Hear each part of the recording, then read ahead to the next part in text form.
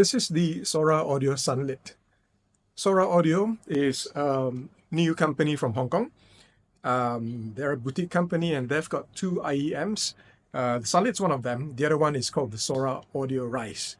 Today I'll just be covering the Sunlit, which is basically a single DD 10mm 10mm driver priced at $770. It's got a dual chamber 3D printed front cavity, which is combined with a wooden rear chamber. So if you look at it here, you can see that that's wood. And why did they use wood? It is supposed to use the wood's acoustic properties to present a warm and natural tonality. Does it work? Does it achieve what it's aiming for? Let's find out. Firstly, most importantly for everyone, I guess, fits comfortable. No issues at all. Okay, what's the sound signature? As advertised, it's a warm, natural tonality. Tuning is balanced with a small bass boost. You can say it's analog sounding, actually. Let's talk about the sound signature in detail. So starting with the bass. So the sub bass is nice and thick and deep, but there's a bit of looseness to it. So there's some bleed into the mids, and it doesn't seem to handle the lower frequencies very well. So in certain cases, or actually if you're listening to something with like EDM, a lot of bass focused music, you might not find that it's handling it very well. That's not to say this is a bad set. It's actually quite a good set, but bass is probably bass blade is probably one of the weaknesses there. In terms of the mid bass is quite good. It's got nice punch. It sounds quite energetic there. So it's solid mid bass. Moving on to the mids. The mids are very neutral, and they're not too forward, they're not too recessed, so it's a nice positioning in terms of their overall tuning. And I would say the mids is probably the best part of the set. The tonality is natural, voices come out very nicely. You get a lot of emotion in the voices, you get detail, you get all the little micro details and all that. So I'm straying into technicalities a little bit, but this is one of the key strengths of the Sunlit. There's plenty of nuance and emotion in the mids, in the vocals.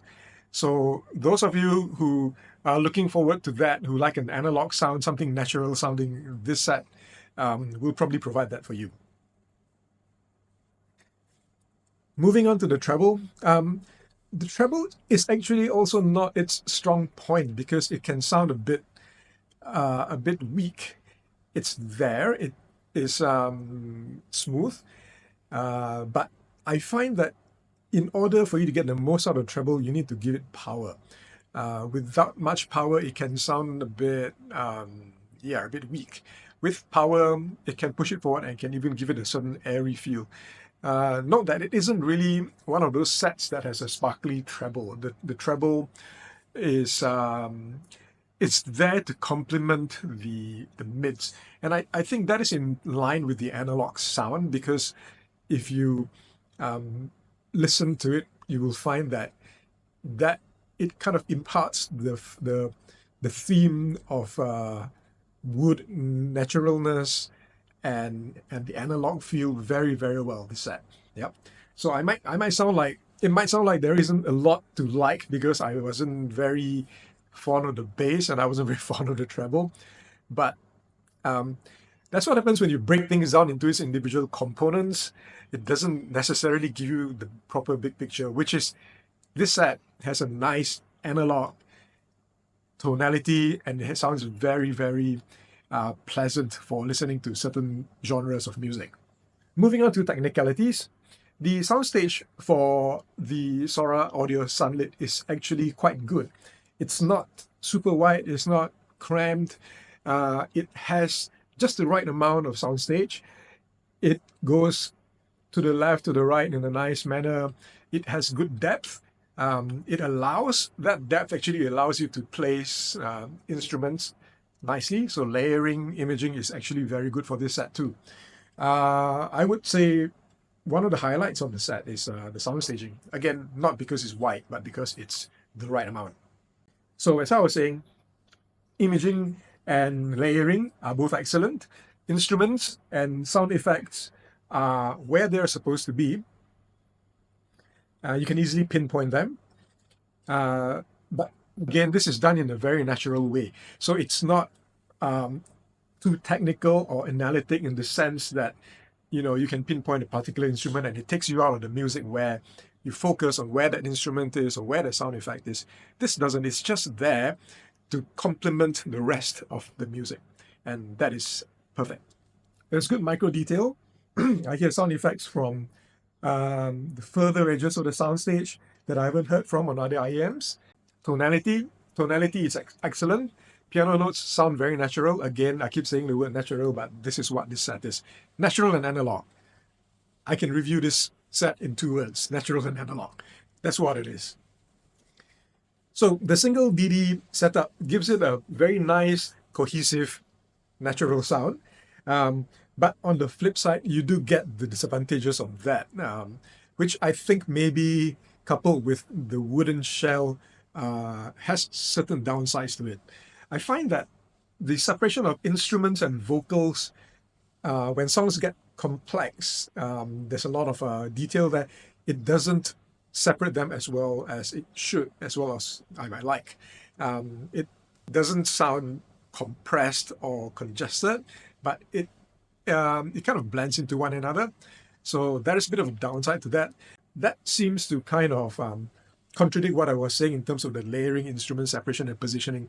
But bear in mind, I'm talking about different types of music. So if you are listening to something that is a calmer, clearer, let's say you're listening to folk music, you're listening to acoustic stuff, vocal focus songs, some types of jazz, these actually work really well. But if things get really more heavy or complicated, EDM is actually a good example because it doesn't handle EDM very well. The bass will sound a bit muddy. There isn't a lot of definition or texture to that. If you listen to stuff from the 70s, the 60s, again, like I was saying, vocal stuff and all that, it actually does all that very, very well. Okay, let's give it a score. I would give it an 80 out of 100. So the price is a bit steep. It's about $770. So we take some points off. I'll take some points off for that. It also loses some points on the bass presentation. It's a bit, it can, if it had a bit more texture and a bit more detail on the bass, that would do, they would score it better. But its strengths are that if you had a playlist that's focused mainly on, like I was saying, acoustic music, folk, vocals, jazz, even rock, it works really well, and it's a really good set for you to enjoy and appreciate the music. I think I really haven't heard something that analog sounding in a while in IEMs. Oh, it actually has a very, very nice, warm, natural, organic tonality. I like the set a lot. Thank you for watching. Don't forget to like and subscribe. See you on the next one.